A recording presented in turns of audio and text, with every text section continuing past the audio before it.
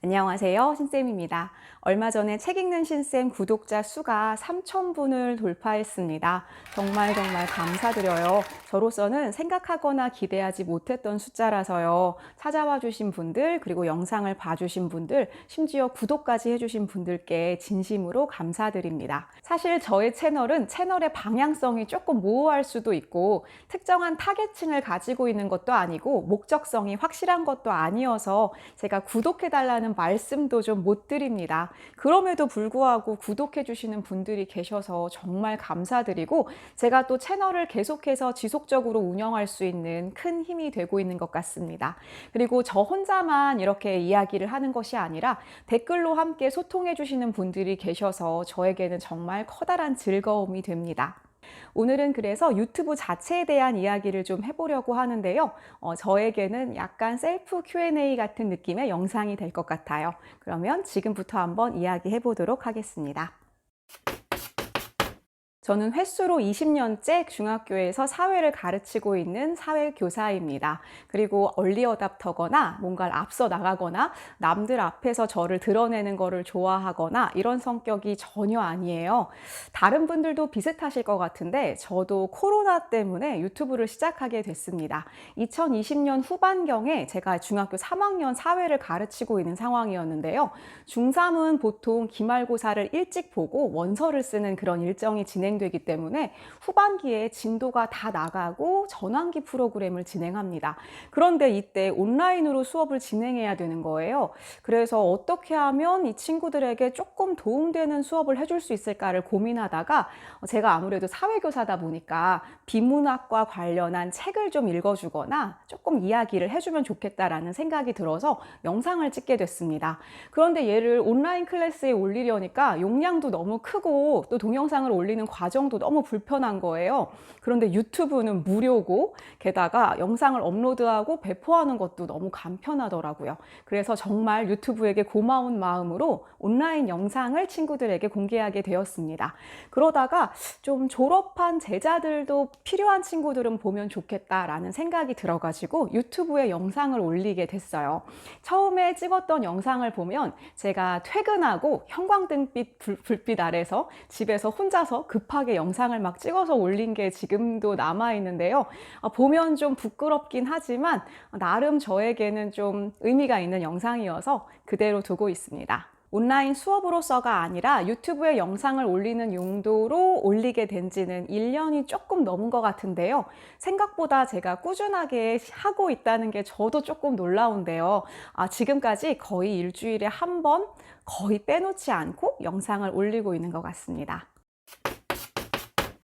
좀 전에 말씀드린 바와 같이 저는 얼리 어답터도 아니고 기계치예요. 그래서 기계에 별로 큰 관심이 또 없고요. 또 스마트폰도 지금 한 5년째 사용하고 있는 것 같습니다. 그 스마트폰으로 계속 영상을 촬영하고 있고요. 하지만 꼭 필요하다고 생각하는 장비는 바로 이 마이크입니다.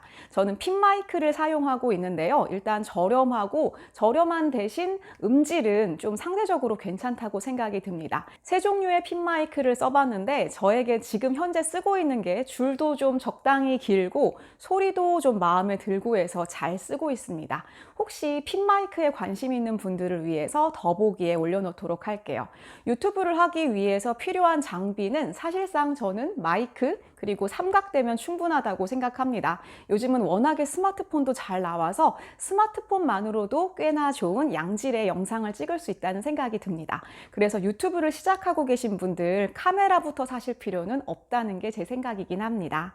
사실 어떤 일을 꾸준하게 하기 위해서는 수익이라는 대가가 있으면 더 좋기는 하겠죠. 하지만 제 채널 같은 경우에는 사실상 수익이라는 게 큰 의미가 없어서 저는 신청할 생각이 없었습니다. 그런데 유튜브에서 나름의 정책이 바뀌었더라고요. 그래서 제가 수익 실현을 신청하지 않더라 해도 유튜브에서 자체로 광고를 붙이기 시작했습니다. 그래서 저도 신청을 했고요. 그리고 저 같은 경우는 학교에 겸임 신청을 해서 교장 선생님께 허가를 받는 그런 절차를 거쳐야 했습니다. 수익은 지금 어느 정도 나고 있냐면요. 한 달에 $30에서 $40 안쪽으로 납니다. 사실 돈으로 생각하면 별로 의미가 없는 일이기는 한 것 같아요. 하지만 나름대로 내가 어떤 일을 해서 조금이라도 대가가 나오고 있다는 자체가 좀 신기하다는 생각은 듭니다. 하지만 돈을 벌기 위해서 유튜브 크리에이터가 돼야겠다라는 것은 조금 힘든 일일 수도 있다는 생각이 들어요. 이미 너무나 레드오션이기도 하고요. 그래서 유튜브에 대한 생각은 돈을 벌어야겠다 외에 다른 관점으로 시작하면 좀 더 좋겠다는 생각은 듭니다. 유튜브에 영상을 업로드하는 과정은 세 가지로 나눠서 말씀드릴 수 있는데요. 첫 번째는 기획, 두 번째는 촬영, 세 번째는 편집입니다.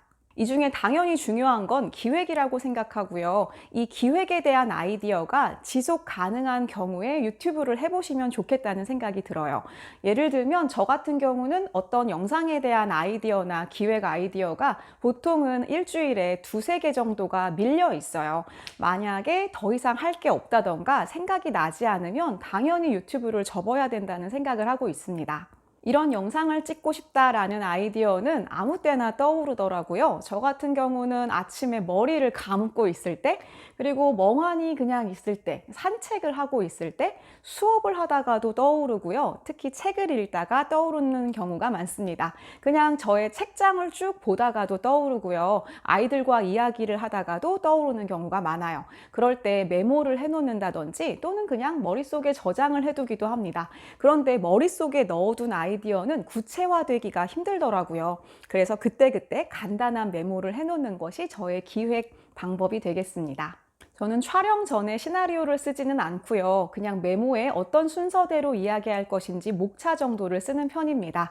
그리고 즉흥적으로 카메라를 켜고 이야기하는 경우가 더 많아요. 저로서는 영상을 촬영하는 데 더 많은 시간을 들인다면 사실상 유튜브를 계속 지속하지 못할 것 같습니다. 일단 저에게는 더 가장 중요한 일은 아무래도 학교와 가정이 되기 때문에 유튜브에 더 많은 힘을 쏟기는 좀 쉽지 않은 상태예요. 사실 첫 영상들을 다 보면 첫 영상이 아니라 초반에는 대부분 그렇게 찍었는데요. 그냥 한 큐에 찍어서 바로 업로드를 했었습니다. 그래서 그때는 촬영하는데 좀 더 시간이 적게 들었고요. 그리고 언젠가부터는 그래도 편집을 하게 됐어요. 그래서 영상을 찍는 데는 보통 30분에서 1시간 정도 소요가 되고요. 그리고 편집을 하는데도 1시간 정도 소요가 됩니다. 저의 경우는 혼자 제가 나와서 떠드는 것이 전부기 때문에 컷 편집 정도를 하면 되는데요. 저는 그냥 휴대폰에 있는 블로라는 앱을 이용해서 편집을 하고 있습니다. 가장 중요한 건 유튜브를 꾸준히 지속할 수 있느냐 없느냐에 대한 이야기라고 생각하는데요. 이것은 내가 평소에 하고 싶은 이야기가 있으면 된다고 생각합니다. 그리고 내가 하고 싶은 그 이야기가 컨텐츠가 될 거라고 생각하고요. 사실상 저 같은 경우에는 일주일에 한 편의 영상을 올리고 있는데요. 꾸준하게 매주 할 이야기가 생겨야만 사실상 이 채널을 유지할 수가 있는 거죠. 한 번 정도 좋은 영상을 딱 찍었지만 더 이상 내가 할 말이 없다라고 하면 그 채널을 지속하기는 힘들 것 같아요. 그래서 내가 누군가와 무언가를 나누고 싶다라는 마음이 있으시고 그리고 계속해서 이 이야기를 전달하고 싶은 그런 컨텐츠가 있으시다면 그렇다면 꼭 한번 해보시라고 권하고 싶습니다. 특히 젊은 선생님들께 권하고 싶습니다. 영상을 기획하고 촬영을 한다는 것 자체가 나름의 창의성을 요구하고요. 또 이것은 계속 새로운 것을 뭔가를 생각할 수 있게 하는 동력이 되기도 합니다. 선생님이라는 직업 자체가 사실 조금 루틴하고 일상적이고 매너리즘에 빠지기도 쉬운 그런 직업일 수도 있거든요. 이 속에 어떤 신선한 내용을 하나 추가를 한다면 학생들에게도 참 큰 도움이 될 거라고 생각해요. 저는 유튜브를 통해서 항상 머릿속에 뭔가 아이디어를 채워야 한다는 그런 숙제 같은 느낌이 좀 있는데 그게 학교에서도 큰 도움이 되는 것 같습니다.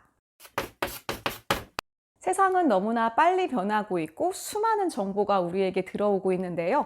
유튜브 안에 제가 발을 한 발 정도 담그고 있다는 것만으로 뭔가 세상과 커넥티드 되어 있다는 그런 즐거움이 있더라고요. 그리고 좀 더 많은 분들과 소통을 할 수 있다는 자체도 커다란 기쁨으로 다가옵니다. 학생들에게도 학교에서 평상시에 하고 싶었던 제 이야기를 다 할 수는 없는데요. 보통 진도에 바쁘기도 하고 대부분의 친구가 또 다 관심을 가지고 있는 것도 아닐 테고요.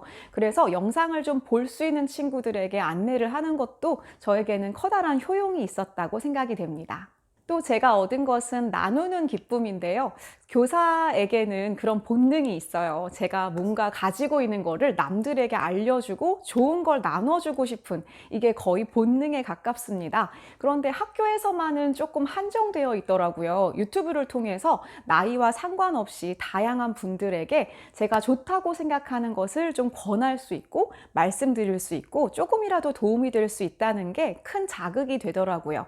가끔 저 구독자님들께서 주시는 댓글이 정말 큰 힘이 됩니다. 특히 대학생분들이나 아이를 키우고 계신 부모님께서 어떤 영상을 통해서 도움을 받았다라고 말씀을 주시면 이거는 돈하고도 정말 비교할 수 없을 만큼 저에게 커다란 자산이 되는 그런 기분이 들더라고요. 그리고 특히 시간을 내서 댓글까지 남겨주시는 분들께 정말 진심으로 감사드립니다. 유튜브를 통해서 제가 또 하나 얻은 건 저만의 포트폴리오가 생긴다는 기분이 들더라고요. 나름 제가 좋아하는 책들에 대해서 좀 더 한 번 더 정리해 볼 수 있는 기회가 되는 것 같습니다. 그리고 저도 제가 만들어 놓은 영상들을 쭉 보면서 아, 내가 이런 책에서 이런 걸 얻었었구나, 이런 걸 다시 한번 반추해 볼 수가 있기도 합니다. 앞으로도 제가 하고 싶은 이야기가 남아있는 한, 그리고 체력이 되는 한 유튜브 채널을 열심히 운영해 보도록 노력하겠습니다. 저의 작은 채널을 함께 봐주시고 구독해 주시고 함께 이야기를 나누어 주시고 또 경험을 나누어 주시는 모든 분들께 진심으로 감사드립니다. 모두들 건강 조심하시고요. 다음에 또 뵙도록 할게요. 감사드립니다.